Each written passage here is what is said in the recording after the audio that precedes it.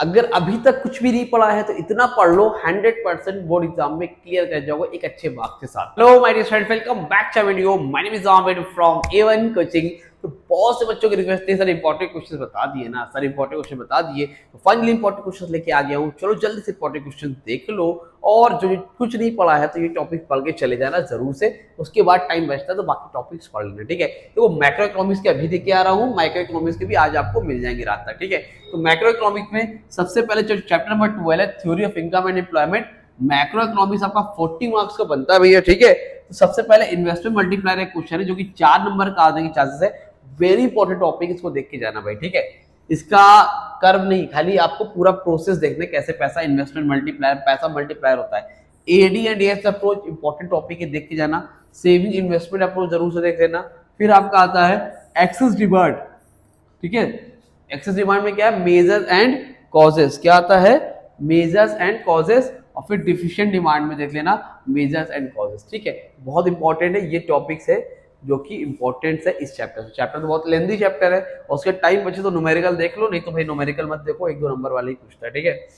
आगे बात करते हैं चैप्टर नंबर 13 में। आपका जो मनी चैप्टर है उसमें से आपका सबसे इंपॉर्टेंट टॉपिक में से एक है functions of money, primary function, secondary function, contingent function. ज्यादातर चांसेस होता है कंटीजेंट फंक्शन आपसे पूछ ले, ठीक है। What is supply of money, इसमें M1, M2, M3, M4 और M0, इसको आपको देख के जाना है, ठीक है। ये क्या होता है, हाई पावर्ड मनी क्या होता है, इसी को बोलते हैं, ठीक है। इसको क्या बोलते हैं, हाई पावर्ड मनी बोलते हैं, तो इसको जरूर से देख लेना। फिर इन्फ्लेशन क्या होता है, उसके टाइप्स क्या होते हैं, दो तरह टाइप्स है, demand pull inflation, cost pull inflation. तो मे भी क्या होता है, आपसे इन्फ्लेशन ही पूछ ले। कभी कभी इजी पेपर बनता है, पेपर हार्ड बनता है, तो 2-4 क्वेश्चन इजी भी देता है ताकि बच्चे कुछ तो कर सके। तो ये सब टॉपिक्स आने के चांसेस रहते हैं, ठीक है। चैप्टर नंबर 14 में बैंकिंग चैप्टर जैसे जुड़ोगे तो आपको मिलेगा credit creation bye commercial bank. जिस तरह इन्वेस्टमेंट मल्टीप्लायर है उसी तरह credit creation bye commercial bank होता है। दोनों में से जहां तक चांस है एक प्रोसेस तो पूछ लेगा आपसे, 4 नंबर बन जाएगा। लिमिट्स ऑफ क्रेडिट क्रिएशन जरूर से देख लेना। टेक्निक्स ऑफ क्रेडिट कंट्रोल, अगर मार्केट में उधार का पैसा ज्यादा हो जाता है उसको कंट्रोल कैसे करते हैं, 2 टेक्निक है, क्वालिटेटिव और सेकेंड इज क्वांटिटेटिव, ठीक। फिर आपका functions of central bank, central bank के आपको फंक्शंस देखने भैया, इतना कुछ आपको करके जाना है बैंकिंग चैप्टर नंबर 14 से, ठीक है। ठीक है, चलो चैप्टर नंबर 15 पे आते हैं बीओपी। बीओपी का मतलब होता है बैलेंस ऑफ पेमेंट। यहाँ से बनेगा components of balance of payment. Components क्या क्या होते हैं बैलेंस ऑफ पेमेंट, देख लेना। यहाँ से आपको सत्ता दे दे कि भैया ये एसेट्स है, ये बिल्डिंग है, ये पेमेंट कर रहा हो, सैलरी पेड करो, बचा लो कि कौन सा कंपोनेंट्स है, तो आपको दिक्कत होगी, ठीक है। अच्छे से देख लेना। इसके बाद reason for adverse of balance of payment, reason क्या है एडवर्स ऑफ पेमेंट की, वो देख के जाना, ठीक है। मेजर्स टू करेक्ट डिसइक्विलिब्रियम, अगर डिसइक्विलिब्रियम होता है उसको कैसे करेक्ट करेंगे वो, ठीक है। रीजन क्या होता है adverse of balance of payment का, क्यों डिसइक्विलिब्रियम होता है, फिर कैसे सही करेंगे। फिर appreciation, depreciation, devaluation and revaluation, इसकी सिर्फ और सिर्फ मीनिंग आपको देख के जाना है, ठीक है। और फिर लास्ट में डिटर्मिनेशन ऑफ एक्सचेंज रेट, कौन से में, अंडर फ्लेक्सिबल एक्सचेंज रेट में, कौन से में, फ्लेक्सिबल एक्सचेंज रेट वाले का आपको देख के जाना है कि कैसे मार्केट में डिटरमाइन करेंगे रेट, ठीक। सब मैंने पढ़ाया हुआ है, डिस्क्रिप्शन प्लेस दे रहा हूँ, आप चाहो तो जाके इजीली पढ़ सकते हो। 3 से 4 घंटे के अंदर मैक्रो इकोनॉमिक्स कंप्लीट हो जाएगा आपका, ठीक है भाई। फिर है डायरेक्ट एंड इनडायरेक्ट टैक्स। आगे क्या बेटा आपका direct and indirect tax. Direct tax क्या होता है, इनडायरेक्ट टैक्स क्या होता है, इसका डिफरेंस याद करना है। फिर proportional, progressive, regressive and degressive tax देख लेना। इंपॉर्टेंस ऑफ पब्लिक एक्सपेंडिचर, क्या इंपॉर्टेंस है पब्लिक एक्सपेंडिचर की। मेथड्स ऑफ डेब्ट रिडम्पशन और व्हाट इज डेफिसिट। अच्छा, ऐसे बच्चे जो पहली बार आए व्हाट्सएप ग्रुप पे ऐड नहीं हो, ज्वाइन कर लें। नंबर है मेरा 8957250045। अपना नेम, अपना क्लास सिटी मेंशन कर देना। इकोनॉमिक्स के पेपर तक को अपडेट मिलती रहेगी। उसके बाद आपको जो सीईटी एग्जाम होगा वहां पर आपको वहां पर ग्रुप पे हेल्प मिल जाएगी। तो अगर आप ज्वाइन करना चाहो तो ज्वाइन कर सकते हो, ठीक है भाई। व्हाट इज डेफिसिट ये देख लेना। चैप्टर नंबर 17 है, अपना नेम, क्लास, सिटी मेंशन कर देना, ठीक।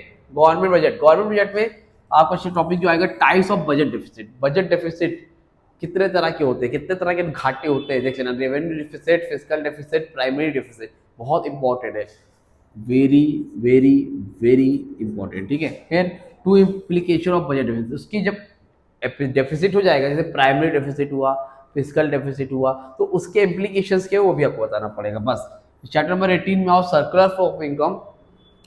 4 सेक्टर मॉडल देख लेना, 4 नंबर का बनता है।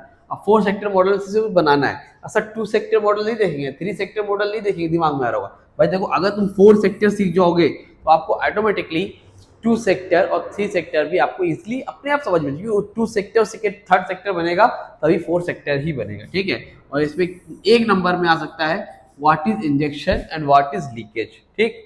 चैप्टर नंबर 19 और 20 लास्ट के दो चैप्टर में अगर हम लोग बात करें तो सबसे पहले तो न्यूमेरिकल्स आ सकता है 4 मार्क्स का। क्या आ सकता है बेटा? न्यूमेरिकल आ सकता है 4 मार्क्स, आ सकता नहीं है सॉरी, 100% मतलब आएगा ये तो 100% है। अगर आप लोग नहीं पढ़ा तो डिस्क्रिप्शन प्लेलिस्ट दे रहा हूँ, 2 घंटे की वीडियो, आपको पूरा का पूरा नेशनल इनकम समझ में आ जाएगा।